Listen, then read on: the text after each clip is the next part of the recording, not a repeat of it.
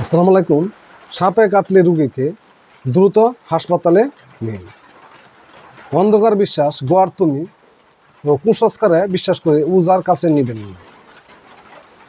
এরকম অন্ধবিশ্বাসের কারণে প্রাণ চলে যেতে পারে। প্রতিটি হাসপাতালে সাপে কাটা রোগীর ইনজেকশন, অ্যান্টিভেনমের ব্যবস্থা আছে। প্রয়োজনে 999 কল করে পুলিশি সহায়তা নিন। সাপে কাটা রোগীকে মৃত্যুর হাত থেকে বাঁচান। যুগান্তর থেকে পাঠ করছি, সাপে কাটা রোগীকে বাঁচাতে না পেরে চিকিৎসকের আক্ষেপ।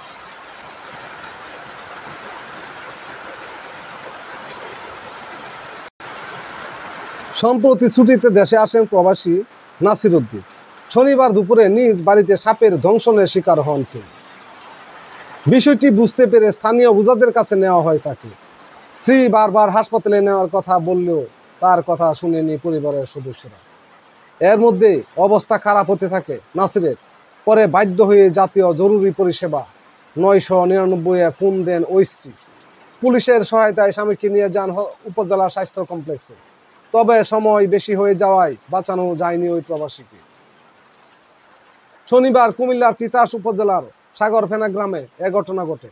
প্রবাসীর মৃত্যুর ঘটনায় উপজেলা স্বাস্থ্য কমপ্লেক্সে কর্মরত চিকিৎসক মোস্তফা জামান আশিকে নিজের ফেসবুক অ্যাকাউন্ট থেকে একটি পোস্ট দেন।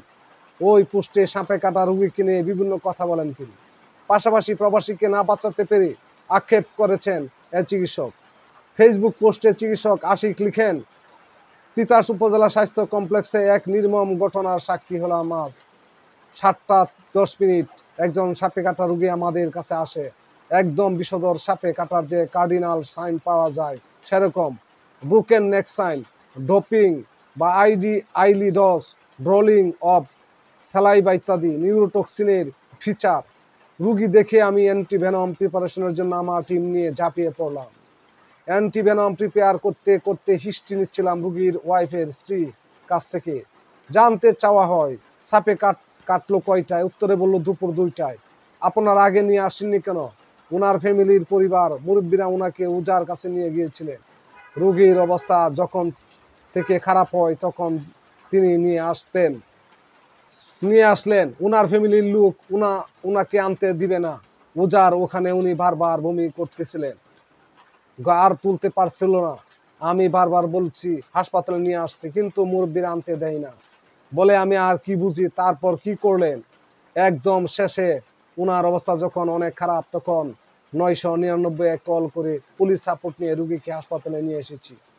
রুগীর ম্যানেজমেন্ট আগে করেছি, অ্যান্টিভেনম রেডি করে ইনফিউশন স্টার্ট করার আগেই দেখি রুগী ডিপ কোমাটোজ। ইসিজি মেশিনে লাগিয়ে আমি শেষ চেষ্টার জন্য অ্যান্টিভেনম স্টার্ট করি, কিন্তু ততক্ষণে রুগী মারা গিয়েছে। ECG flat line, dead body স্থির কান্নায় হাসপাতালের বাতাস ভারী হয়ে উঠেছিল।